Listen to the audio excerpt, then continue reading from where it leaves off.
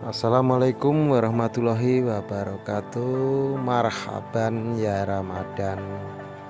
Selamat menunaikan ibadah puasa untuk dulur-dulur yang Islam, dan selamat hari Nyepi untuk dulur-dulur yang beragama Hindu. Dan untuk yang lainnya, salam seduluran lur. Doa saya jenengan semuanya sehat, jenengan semuanya selalu bahagia bersama keluarga, urusannya dipergampang dan juga rezekinya diperlancar, kita bersyukur dan bisa menikmati hidup dengan bahagia, amin. Dulurku sebangsa setanah air, fenomena orang memang sangat luar biasa, dan untuk tahun 2023 ini agak berbeda. Jadi mungkin yang dari tahun neraka lah, tahun neraka itu tahun 2021 2022 itu bagi petani pembudidaya porang memang tahun neraka, harga amblek blek, dan tahun surga itu di tahun 2019 dan 2020 itu tahun surga bagi petani, karena harganya 2019-2020 itu di luar nalar. Begitu juga dengan 2021 dan 2022 di luar nalar.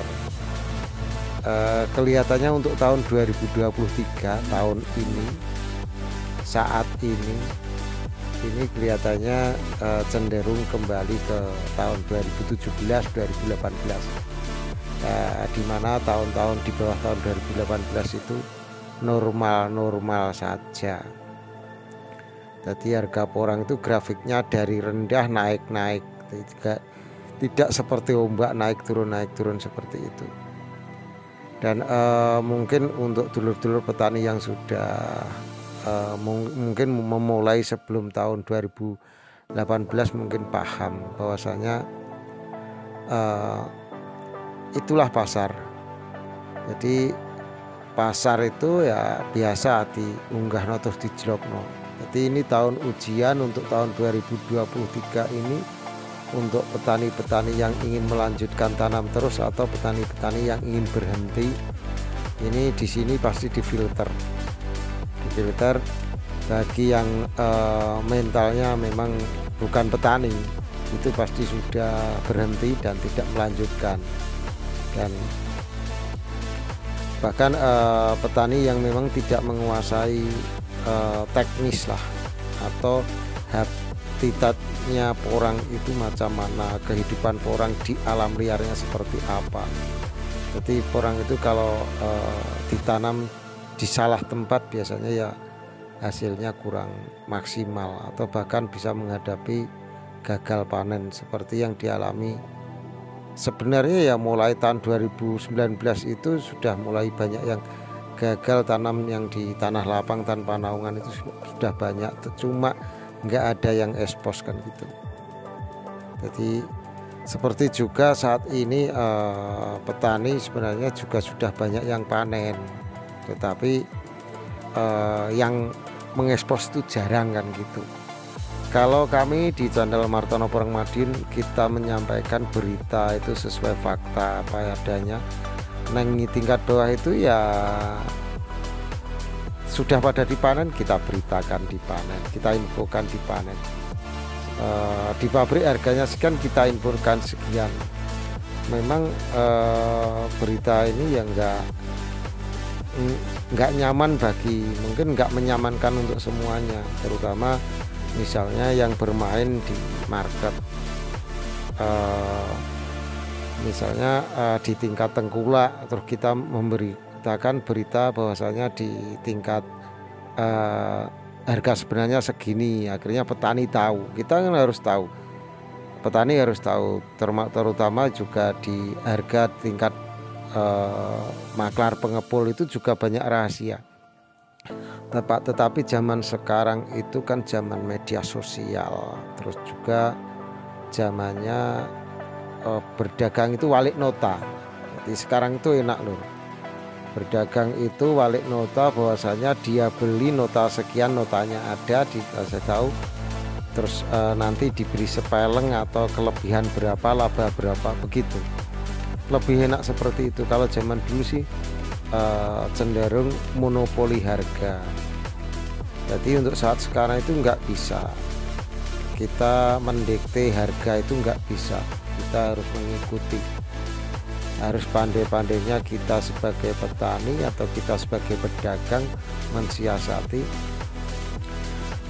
Untuk pedagang nek ora badi nyapa to dilakoni. Untuk petani nek kira-kira nggak hasil kenapa harus melakukan itu, kan gitu. Jadi banyak yang dulu itu kan belajarnya di motivator, tukang motivator dijadikan guru tani ya nggak jalan, karena terlalu memberikan semangat, spirit, daya juang, kan gitu. Terus juga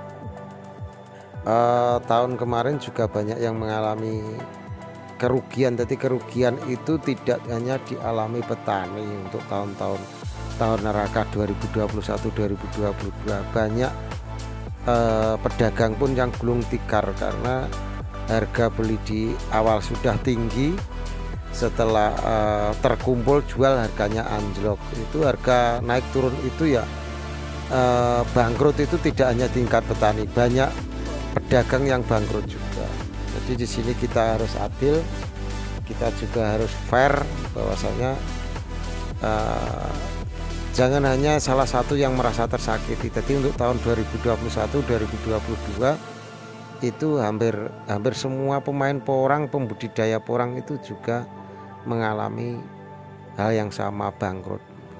Bisa juga tahun 2020 yang akhir itu eksportir yang mengalami hal yang sama, karena corona dan peraturan GACC, peraturan sertifikasi dan sebagainya. Itu juga banyak yang rugi.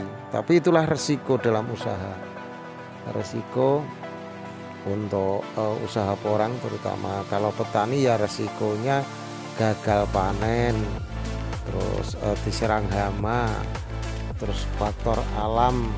Itu biasanya kalau petani. Kalau pedagang ya kedunan rego, terus regone gak cantik, atau antara harga kulaan dan jualnya itu min, itu di pedagang. Jadi begitu juga eksportir juga demikian, ketika harganya cenderung pasar global turun ya bisa juga rugi. Jadi dalam usaha itu terutama di porang itu banyak resikonya juga lor. Jadi nggak manis terus lah gitu. Jadi harga porang itu nggak manis terus, usaha porang itu juga nggak manis terus, legi terus no yora. Kadang yo gatel, karena hakikat porang itu gatel-gatel gitu. Orang itu saja sudah gatal, harganya juga gatal. Dan usaha porang saya pikir juga gatal.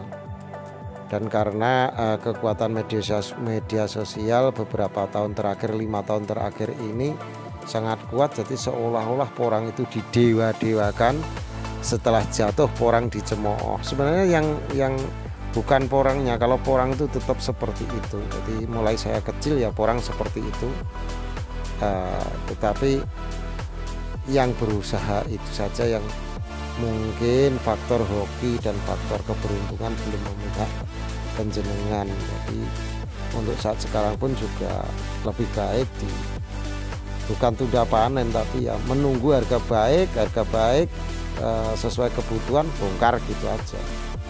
Jadi baik itu di kapan, baik sesuai kebutuhan atau baik sesuai dengan angka, itu terserah jenengan.